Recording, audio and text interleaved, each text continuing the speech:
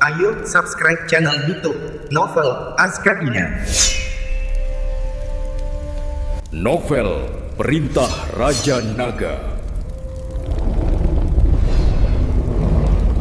Bab 5651 Angan-angan. Akhirnya, setelah melewati area berkabut, sebuah aula megah muncul di hadapan mereka. Menjulang tinggi menembus awan, aula itu tampak megah, seolah-olah merupakan kediaman dewa kuno. Dindingnya terbuat dari balok-balok batu besar, masing-masing diukir dengan pola-pola indah, binatang mistis, rune misterius, dan formasi. David dan Liu Sue perlahan mendekati aula. Pintu-pintunya tertutup rapat, dipenuhi rune dan pola rumit, memancarkan kekuatan pembatas yang dahsyat. David dengan cermat memeriksa rune di pintu-pintu tersebut, menemukan hubungan erat dengan rune yang mereka temui di hutan batu. Sepertinya untuk membuka pintu ini, kita perlu menghancurkan batasan rune, kata David, memejamkan mata lagi untuk mulai menguraikan misteri rune dalam benaknya. Liu Sue berdiri diam di samping, tatapannya tertuju pada pintu-pintu, hatinya dipenuhi antisipasi dan ketegangan. Setelah perhitungan dan upaya yang melelahkan, David akhirnya menemukan cara untuk menghancurkan batasan rune tersebut. Ia dengan cepat membentuk segel tangan dan merapal mantra, sinar cahaya melesat dari tangannya menuju rune di pintu. Saat cahaya berkedip, rune-rune itu mulai berubah. Garis-garis yang sebelumnya terhubung erat mengendur, dan sebuah kekuatan dahsyat melonjak dari dalam pintu. Sekarang, teriak David, mendorong kuat dengan kedua tangannya, dan pintu perlahan terbuka. Aura kuno dan misterius menyerbu keluar, seolah membawa mereka ke dunia yang sama sekali baru. Bagian dalam aula terasa luas dan terang, dengan lantai marmer halus yang diukir dengan berbagai pola dan rune misterius. Di sekeliling aula utama berdiri banyak patung kolosal, masing-masing dengan bentuk yang unik, ada yang megah dan hikmat, ada pula yang misterius dan enigmatis, seolah-olah menjaga rahasia di dalamnya. Di tengah aula berdiri sebuah panggung batu besar, di atasnya terdapat sebuah buku kuno yang memancarkan cahaya keemasan. David dan Liu Sue perlahan mendekati panggung, tatapan mereka tertuju pada buku itu. Mereka dapat merasakan misteri yang tak terbatas dan kekuatan luar biasa yang terkandung di dalamnya. Mungkinkah ini harta karun legendaris dari reruntuhan Gunung Tianmen? Gumam Liu Sue, matanya berbinar-binar penuh semangat. David mengangguk, berkata, sangat mungkin, tetapi kita tetap harus berhati-hati. Mungkin ada bahaya tersembunyi lainnya di dalam aula ini.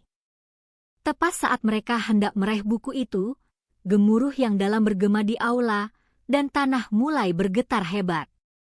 Segera setelah itu, berkas cahaya hitam melesat keluar dari seluruh aula, menyatu membentuk pusaran hitam raksasa. Aura yang kuat dan jahat terpancar dari pusaran itu, mengirimkan rasa dingin di tulang punggung mereka.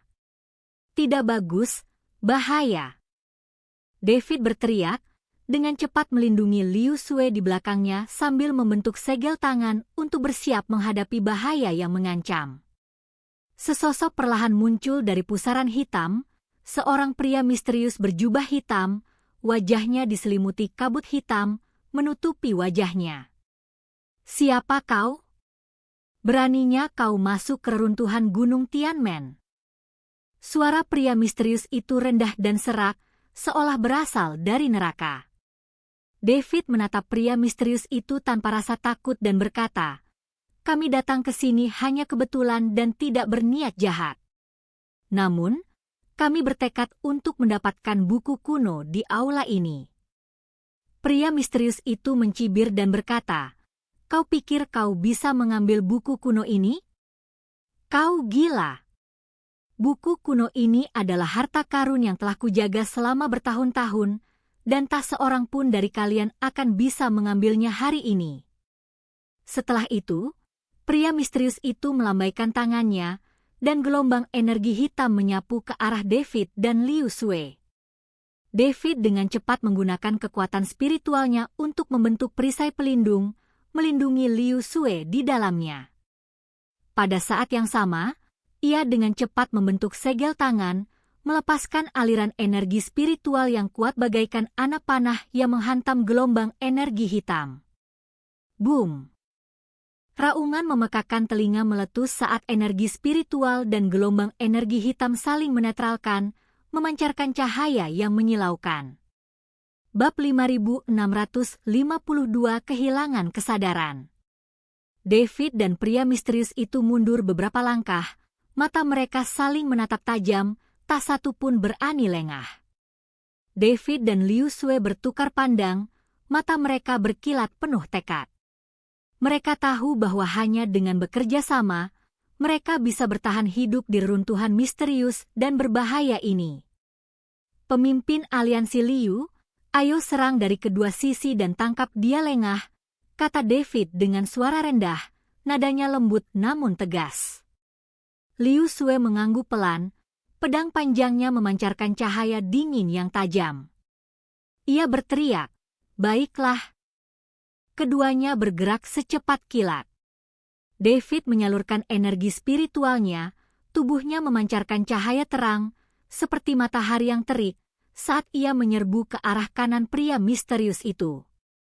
Liu Sue, di sisi lain, melompat ringan, seperti burung layang-layang yang lincah, menyerang pria misterius itu dari kiri. Melihat ini, pria misterius itu mencibir dengan jijik. Ia dengan cepat membentuk segel tangan dan merapal mantra. Seketika, cahaya hitam di sekitarnya semakin intens, membentuk paku-paku hitam yang tak terhitung jumlahnya yang melesat ke arah David dan Liu Sue. Mata David menajam, dan ia mengulurkan tangannya ke depan, melepaskan gelombang energi spiritual dahsyat yang berubah menjadi perisai emas raksasa, menangkis duri-duri hitam yang datang.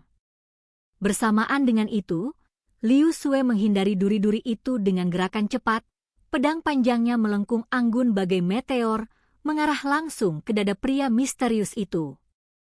Pria misterius itu menghindar, dengan mudah menghindari serangan Liu Sue, lalu mengayunkan tangannya ke belakang, mengirimkan gelombang energi hitam ke arah Liu Sue.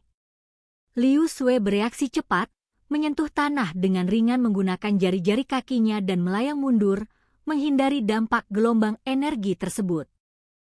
"Hanya itu yang kau punya," ejek pria misterius itu.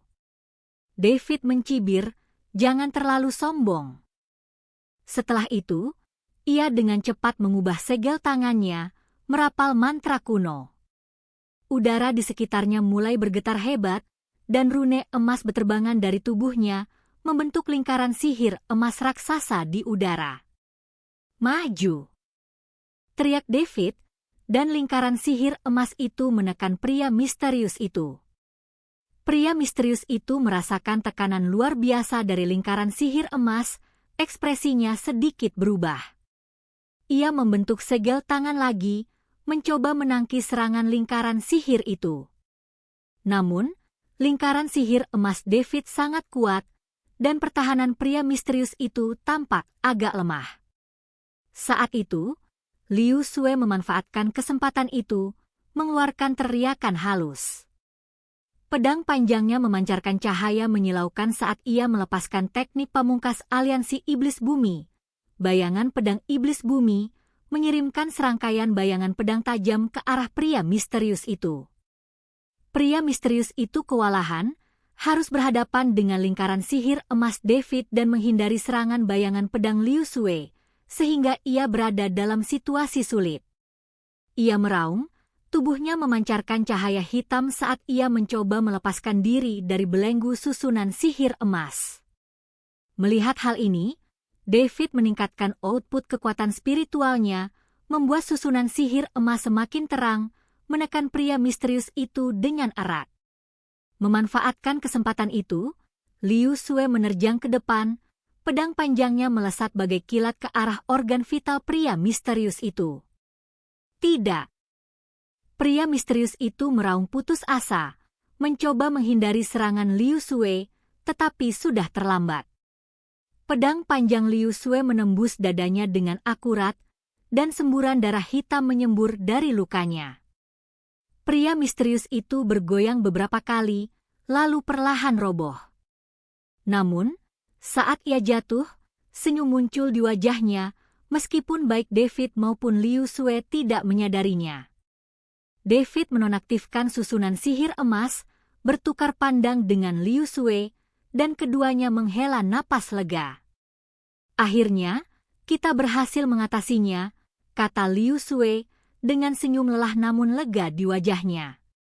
David mengangguk. Ayo cepat dan ambil buku kuno itu. Keduanya tiba di panggung batu, mata mereka tertuju pada buku kuno yang memancarkan cahaya keemasan.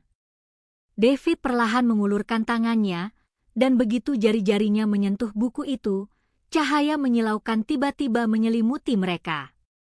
Ah! Seru David dan Liu Sue bersamaan. Mereka merasakan kekuatan dahsyat mengalir ke dalam tubuh mereka, pandangan mereka kabur, dan mereka langsung kehilangan kesadaran.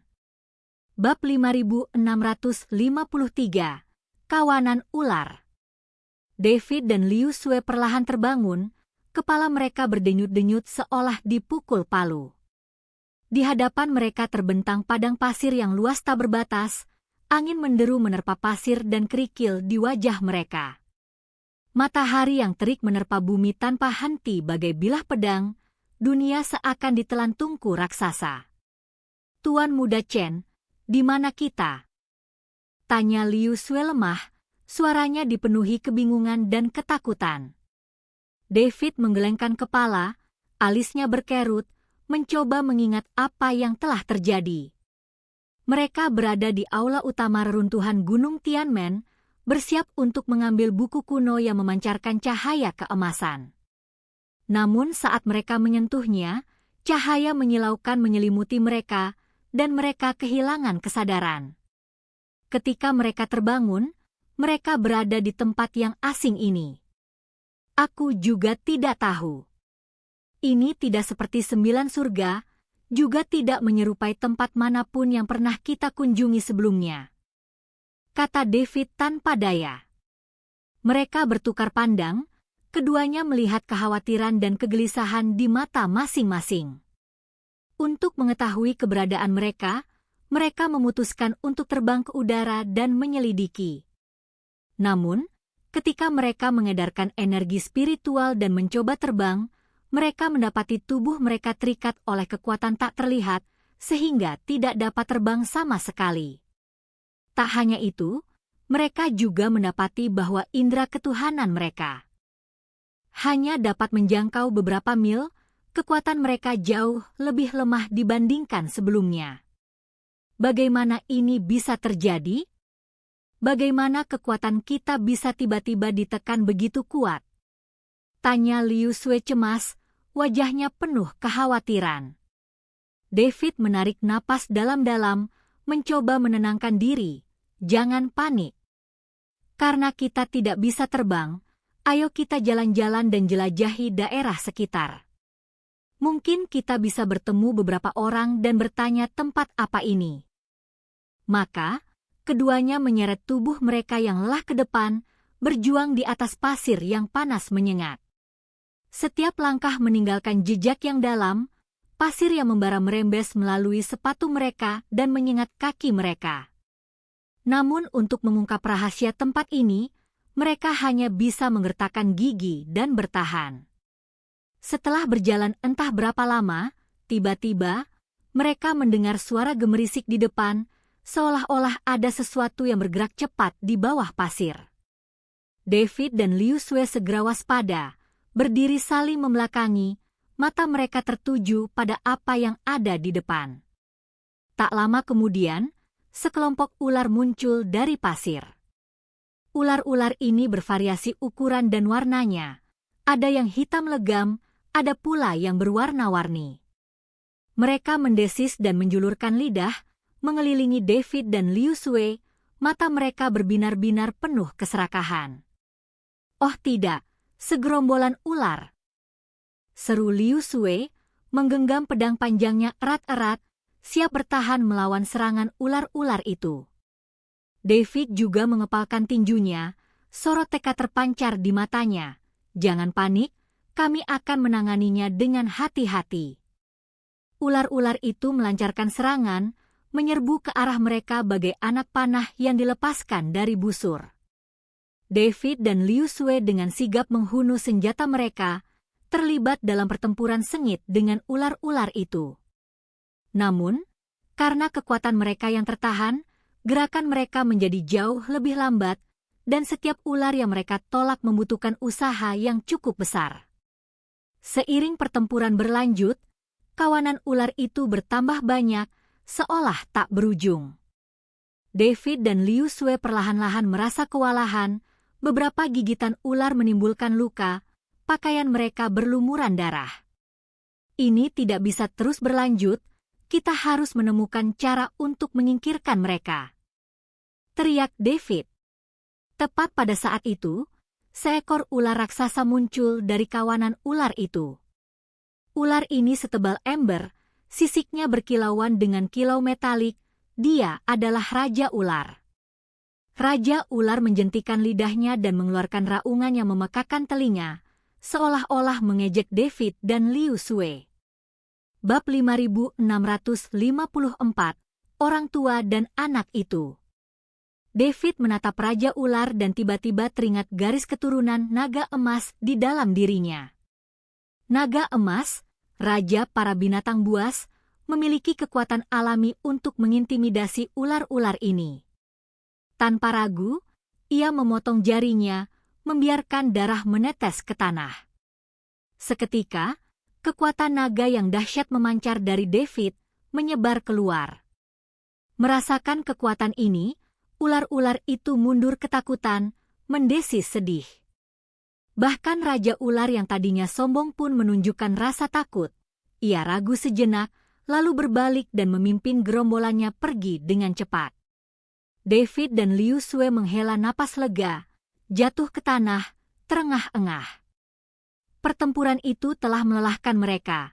Tubuh mereka terasa sakit di sekujur tubuh, dan mereka hampir tidak bisa menggerakkan jari-jari mereka. Hampir saja. Jika bukan karena garis keturunan naga emasmu, kita mungkin sudah binasa di sini hari ini. Kata Liu Sui, masih terguncang. David mengangguk. Ya, tampaknya garis keturunan naga emas masih bisa berguna dalam beberapa situasi. Namun, kita perlu segera mencari tempat untuk beristirahat dan mengobati luka kita. Saat itu, mereka mendengar langkah kaki mendekat dari tak jauh. David dan Liu Sui segera waspada, mencengkeram senjata mereka erat-erat dan menatap tajam ke arah suara itu. Tak lama kemudian, seorang perempuan tua dan seorang anak muncul di hadapan mereka. Perempuan tua itu berambut abu-abu dan berwajah keriput. Ia berjalan pincang, bersandar pada tongkat. Anak itu adalah seorang laki-laki, berusia sekitar 15 atau 16 tahun, yang menatap David dan Liu Sui dengan mata terbelalak penuh rasa ingin tahu. Siapa kau? Bagaimana kau bisa sampai di sini? Tanya wanita tua itu dengan waspada. David segera menjawab, Nenek, kami datang dari tempat lain dan tak sengaja tersesat. Bisakah kau memberitahu kami di mana tempat ini? Mendengar kata-kata David, kewaspadaan wanita tua itu sedikit berkurang. Ini adalah tanah roh, dunia yang terlupakan. Bagaimana kau bisa sampai di sini? Tanah roh. David dan Liu Sui bertukar pandang, keduanya melihat kebingungan di mata masing-masing. Mereka belum pernah mendengar nama ini sebelumnya dan tidak tahu di mana tanah roh berada. Nenek, kami juga tidak tahu mengapa kami datang ke sini. Awalnya kami berada di reruntuhan ketika kami menyentuh sebuah buku kuno, lalu kehilangan kesadaran, dan ketika kami bangun, kami sudah di sini. Kata David jujur. Mendengar kata-kata David, wanita tua itu berpikir keras. Sebuah buku kuno? Mungkinkah itu yang legendaris? Sudahlah, jangan bicarakan itu sekarang. Kau sepertinya terluka. Mengapa kau tidak kembali ke desa bersama kami? Kami punya tanaman herbal di sana yang bisa mengobati lukamu. David dan Liu Sue ragu-ragu. Mereka tidak tahu apakah wanita tua dan anak itu dapat dipercaya, tetapi mereka terluka parah dan tidak tahu apa-apa tentang tempat ini, jadi mereka hanya bisa mengikuti mereka kembali ke desa untuk melihat seperti apa keadaannya. Jadi, mereka mengikuti wanita tua dan anak itu menuju desa. Sepanjang jalan, wanita tua itu terus mengobrol dengan mereka, menanyakan dari mana mereka berasal dan seperti apa dunia luar. David dan Liu Sue menjawab dengan hati-hati sambil mengamati sekeliling mereka.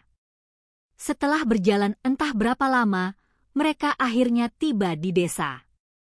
Desa itu kecil, hanya memiliki beberapa lusin rumah tangga. Sebagian besar rumah dibangun dari lumpur dan batu, tampak sangat sederhana.